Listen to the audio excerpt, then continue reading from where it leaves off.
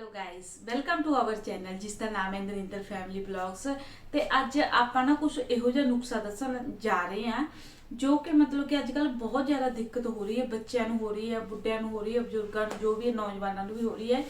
ਤੇ ਆਪਾਂ ਬਹੁਤ ਜ਼ਿਆਦਾ ਦਵਾਈਆਂ ਖਾ ਕੇ ਵੀ ਥੱਕ ਜਾਂਦੇ ਆ ਤੇ ਉਹ ਦਵਾਈਆਂ ਵੀ ਆਪਣੇ ਲਈ ਹਾਰਮਫੁਲ ਹੁੰਦੀਆਂ ਨੇ ਹਨਾ। ਕਿੰਨੀਆਂ ਸਟਰੋਂਗ ਦਵਾਈਆਂ ਦਿੰਦੇ ਨੇ ਆਪਾਂ ਨੂੰ। ਈਵਨ ਕਿ ਸਾਡੇ ਘਰੇ ਵੀ ਇੱਕ ਦੋ ਕੇਸ ਇਸ ਤਰ੍ਹਾਂ ਦੇ ਹੋ ਚੁੱਕੇ ਨੇ, ਬੱਚਿਆਂ ਨਾਲ ਵੀ, ਮੇਰੇ ਨਾਲ ਹੋ ਚੁੱਕੇ ਨੇ ਤੇ ਮੇਰੀ ਫੈਮਿਲੀ ਦੇ ਵਿੱਚ ਮੇਰੇ ਪੇਕੇ ਘਰੇ ਵੀ ਹੋ ਚੁੱਕੇ ਨੇ। ਲੇਕਿਨ ਉਹਦੇ ਨਾਲ ਕੀ ਹੁੰਦਾ ਕਿ ਆਪਾਂ ਜਦੋਂ ਦਵਾਈਆਂ ਖਾਂਦੇ ਆ, ਸਟਰੋਂਗ ਡਾਕਟਰ ਤਾਂ ਦੇਣਗੇ ਹੀ ਹੈ ਨਾ, ਕਿਵੇਂ ਨਾ ਕਿਵੇਂ ਆਪਾਂ ਅਗਰ ਪ੍ਰੋਬਲਮ ਠੀਕ ਕਰਨੀ ਹੈ ਤਾਂ ਉਹਦੇ ਨਾਲ ਆਪਣਾ ਜਿਹੜਾ ਅੰਦਰਲੀ ਚੀਜ਼ ਹੈ ਨਾ ਕਮਜ਼ੋਰ ਪੈ ਜਾਂਦੀ ਹੈ। ਕਿੰਨਾ ਜ਼ਿਆਦਾ ਮਤਲਬ ਗਰਮ ਦਵਾਈਆਂ ਦਿੰਦੇ ਨੇ ਹਨਾ।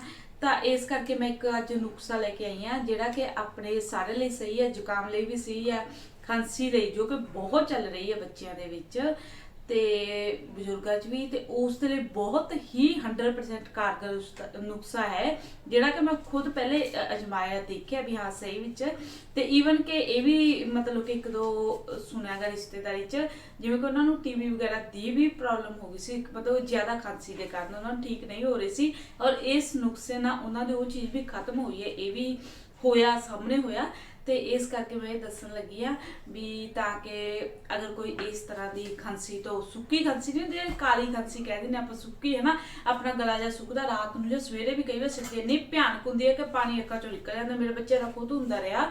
ਤਾਂ ਮਤਲਬ ਉਸ ਚੀਜ਼ ਲਈ ਆ ਕਿ ਤੁਸੀਂ ਵੀ ਅਜਮਾਓ ਤੇ ਤਾਂ ਕਿ ਤੁਹਾਡਾ ਵੀ ਅਗਰ ਕਿਸੇ ਨੂੰ ਇਸ ਤਰ੍ਹਾਂ ਦੀ ਪ੍ਰੋਬਲਮ ਹੈ ਵੀ ਫਾਇਦਾ ਹੋ ਜੇ। ਇਸ ਕਰਕੇ ਮੈਂ ਸੋਚਿਆ ਚਲੋ ਮੈਂ ਬਣਾਉਣ ਤਾਂ ਲੱਗੀ ਹਾਂ ਬੱਚਿਆਂ ਲਈ, ਔਰ ਇਸ ਕਰਕੇ ਮੈਂ ਨਾਲ ਨਾਲ ਵੀਡੀਓ ਵੀ ਪਾਦਾ ਕਿ ਕਿਸੇ ਨੂੰ ਅਗਰ ਕੋਈ ਪ੍ਰੋਬਲਮ ਹੁੰਦੀ ਹੈ ਤਾਂ ਥੋੜਾ ਉਸ ਨੂੰ ਫਾਇਦਾ ਮਿਲ ਜਾਵੇ। ਦਵਾਈਆਂ ਨਾਲੋਂ ਵਧੀਆ ਚੀਜ਼ ਹੈ। ਦੇਖੋ ਮੈਂ ਕੀ ਲੈਤਾ ਹੋਇਆ ਇਹਦੇ ਵਿੱਚ, ਮੈਂ ਲਈ ਆ 100 ਗ੍ਰਾਮ ਮਿਸ਼ਰੀ ਧਾਗੇ ਵਾਲੀ ਲੈਣੀ ਹੈ ਆਪਾਂ, ਇਹ ਵਧੀਆ ਹੁੰਦੀ ਹੈ, ਠੀਕ ਹੈ। ਔਰ ਉਸ ਤੋਂ ਬਾਅਦ ਲਈ ਆ ਆਪਾਂ, ਜੇ ਤਾਂ ਬਜ਼ੁਰਗ ਨੇ ਤਾਂ 100 ਗ੍ਰਾਮ ਲੈ ਲੈਣੀ ਹੈ ਖਸਖਸ।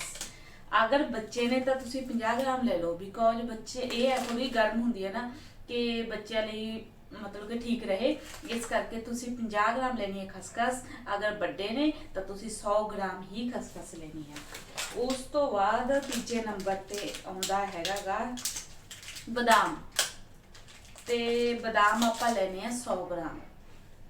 ਤੇ ਉਸ ਤੋਂ ਬਾਅਦ ਆਉਂਦਾ ਚੌਥੇ ਨੰਬਰ ਤੇ, ਚਾਹੇ ਬਜ਼ੁਰਗ ਆ ਚਾਹੇ ਵੱਡਾ ਚਾਹੇ ਛੋਟਾ, ਬਦਾਮ ਆਪਾਂ 100 ਗ੍ਰਾਮ ਹੀ ਲੈਣੇ ਆ। ਉਸ ਤੋਂ ਬਾਅਦ ਚੌਥੇ ਨੰਬਰ ਤੇ ਆਉਂਦੀ ਆ ਕਾਲੀ ਮਿਰਚ, ਇਹ ਵੀ ਚਾਹੇ ਬੱਚੇ ਆ ਚਾਹੇ ਵੱਡੇ ਆ ਆਪਾਂ 50 ਗ੍ਰਾਮ ਹੀ ਲੈਣੇ ਆ। ਬਸ ਖਸਖਸ ਤਾਂ ਘੱਟ ਵੱਧ ਕਰ ਸਕਦੇ ਇਕੱਲੀ ਦਾ, ਕਿ ਬੱਚਿਆਂ ਲਈ ਆਪਾਂ ਘੱਟ ਪਾ ਸਕਦੇ ਬਿਕੋਜ਼ ਗਰਮ ਹੁੰਦੀ ਹੈ, ਠੀਕ ਹੈ।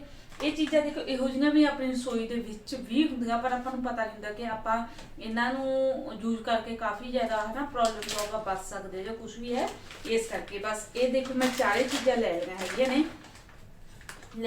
ਨੇ ਇਹਨਾਂ ਚਾਰੇ ਚੀਜ਼ਾਂ ਨੂੰ 100 ਗ੍ਰਾਮ ਮੈਂ ਪਾ ਲਈ।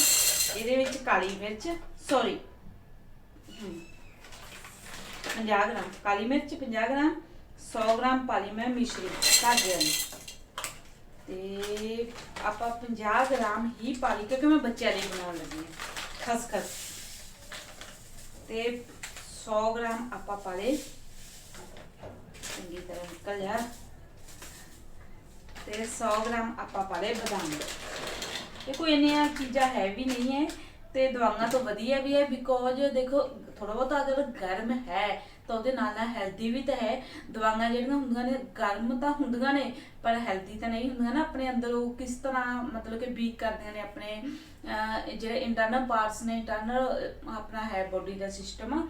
ਤੇ ਇਸ ਕਰਕੇ ਮਤਲਬ ਕਿ ਮੈਂ ਖੁਦ ਦੇਖਿਆ ਕਿ ਦਵਾਈਆਂ ਖਵਾ ਕੇ ਮੇਰੇ ਬੱਚੇ ਪਤਾ ਬਾਰ-ਬਾਰ ਮੰਗਦੇ ਆ ਕਿ ਮੈਨੂੰ ਭੁੱਖ ਲੱਗੀ ਹੈ, ਖਾਣ ਨੂੰ ਦਿਓ, ਕਿਉਂਕਿ ਅੰਦਰ ਆਪਣਾ ਪੇਟ ਇੰਨੀ ਜ਼ਿਆਦਾ ਭੁੱਖ ਲੱਗਦੀ, ਉਹ ਖੋਹ ਪੈਂਦੀ ਹੈ, ਉਹ ਗਰਮ ਹੁੰਦੀਆਂ। ਤਾਂ ਕਰਕੇ ਇਹ ਥੋੜੀ ਬਹੁਤ ਅਗਰ ਗਰਮ ਹੈ ਤਾਂ ਨਾਲ ਨਾਲ ਹੈਲਦੀ ਵੀ ਹੈ। ਹੁਣ ਸਾਰੀਆਂ ਚੀਜ਼ਾਂ ਆਪਾਂ ਇਹਦੇ ਵਿੱਚ ਪਾ ਦੇਣਾ, ਉੱਤੋਂ ਆਪਾਂ ਇਹਦੇ ਢੱਕਾ ਲਗਾ ਦੇਣਾ ਤੇ ਇਸ ਨੂੰ ਕਰ ਦੇਣਾ, ਇਸ ਦਾ ਬਣਾ ਲੈਣਾ ਆਪਾਂ ਪਾਊਡਰ।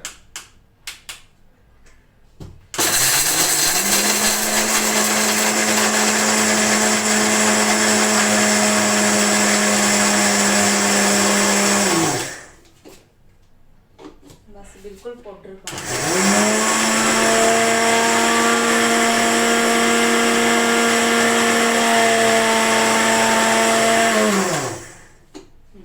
ਤੇ ਹੁਣ ਆਪਣਾ ਪਾਊਡਰ ਬਣ ਕੇ ਦੇਖੋ, ਤੁਸੀਂ ਦੇਖ ਹੀ ਰਹੇ ਹੋ। ਦੇਖੋ ਤੇ ਹੁਣ ਜਿਵੇਂ ਤੁਸੀਂ ਦੇਖ ਹੀ ਰਹੇ ਹੋ ਕਿ ਪਾਊਡਰ ਬਣ ਗਿਆ, ਦੇਖੋ ਪਾਊਡਰ ਬਣ ਕੇ ਤਿਆਰ ਹੋ ਗਿਆ। ਤਾਂ ਆਪਾਂ ਇਸ ਪਾਊਡਰ ਨੂੰ ਲੈਣਾ ਕਿਵੇਂ ਹੈ, ਠੀਕ ਹੈ।